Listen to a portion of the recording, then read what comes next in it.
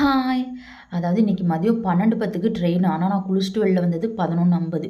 கஷ்டப்பட்டு கட கட கடன்னு ஹேர் ஸ்டைல்லாம் கூட ஒழுங்கா போடல. எப்படியோ கிளம்பி ரெடி ஆயிட்டு 12:10க்குலாம் வந்து நின்னா 5 நிமிஷம் ட்ரெயின் லேட்டு. சரி இருந்தாலும் அப்பாடான்னு ரிலாக்ஸ் பண்ணிட்டு, அப்படியே ட்ரெயின்ல ஏறி வந்து கோட்டை ஸ்டேஷன் இறங்கியாச்சு. வாக்கபிள் டிஸ்டன்ஸ்லேயே இந்த மலைக்கோட்டை வாசல் இருக்கா, ஸோ அங்கே தான் வந்திருக்கேன். இன்னைக்கு சண்டேனால செம்ம க்ரௌடு. எப்படியோ உள்ளார பூந்து கீந்து வந்தாச்சு. இங்கே பாருங்கள், இதான் உச்சி பிள்ளையார் கோவில்.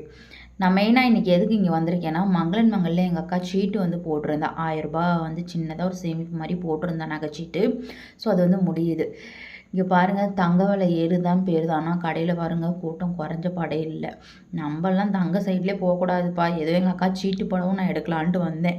அப்புறம் என் தம்பிக்கு பர்த்டே வருதா, அதனால் அவனுக்கு ஆர் போட்டு அவனோட இனிஷியலில் வந்து ஒரு டாலர் எடுத்துகிட்டு, ஆல்ரெடி அவன்கிட்ட செயின் இருக்கிறனால டாலர் மட்டும் எடுத்துகிட்டு, எங்கள் அக்காவுக்கு ஒரு அழகாக தோடு எடுத்துகிட்டு வந்துட்டு, இது ரெண்டுமே அக்காவுக்கும் என் அக்கா குழந்தைக்கும் தான். ஓகே, ஸோ எடுத்துகிட்டு அப்படியே சின்னதாக ஒரு பர்ச்சேசிங், அதாவது இந்த பிளேட்டிங் பண்ணுறதுக்கானது, அந்த டம்ளர்ஸு, இது எல்லாமே வாங்கிட்டு, இந்த ஐட்டம்ஸ்லாம் வாங்கிட்டு அப்படியே வர வழியில் இந்த ஐஸ்கிரீம், இது வந்து என்னோடய ஃபேவரட்னே சொல்லலாம்.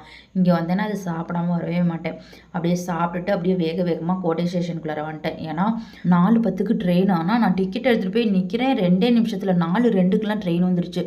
அப்பாடான்னு ஏறி உட்காந்து 5:30க்கெலாம் வீடு வந்து சேர்ந்துட்டேன்.